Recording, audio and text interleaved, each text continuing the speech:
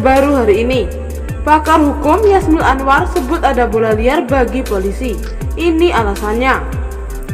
Namun sebelum kita lanjut, pastikan kamu telah menekan tombol subscribe terlebih dahulu agar kamu gak ketinggalan informasi terupdate dari channel ini. Jika sudah, simak video berikut. Teka-teki kasus pembunuhan ibu dan anak di Subang mulai menemukan titik terang. Dalam pengungkapan kasus Subang hari ini, memang banyak lika-likunya. Polisi sendiri butuh waktu panjang, tidak semudah membalikan tangan untuk menangkap tersangka pelaku pembunuh ibu dan anak di Subang. Lamanya penyelidikan tersebut menuai kritik dari pakar hukum lainnya, seperti pakar hukum Universitas Padjadjaran Yasmil Anwar yang menyoroti kinerja kepolisian. Ini kelihatan tidak meratanya profesionalitas penyidik di lapangan, ujar Yasmil Anwar kepada wartawan beberapa waktu lalu. Tentu saja menurut Yasmil Anwar, berbulan-bulan belum terungkapnya kasus ini menjadi ujian berat profesionalitas polisi di Subang.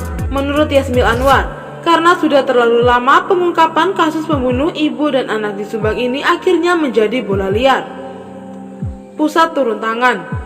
Betul juga, karena yang dicari tidak hanya dari kesaksian, tapi yang dicari kebenaran formil yang benar-benar terjadi, kata Yasmil Anwar seperti dikutip dari mudanesia.com.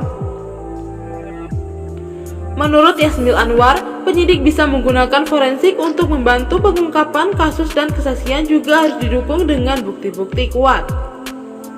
Yasmil Anwar berharap penyelesaian kasus ini harus sesegera mungkin. Kalau dibiarkan berlarut-larut terlalu lama akan mencoreng keberadaan Polri.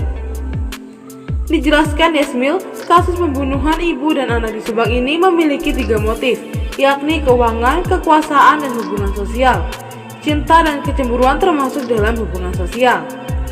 Namun menurut Yasmil, bisa saja kasus ini motifnya lebih dari satu macam atau malah 3-tiganya.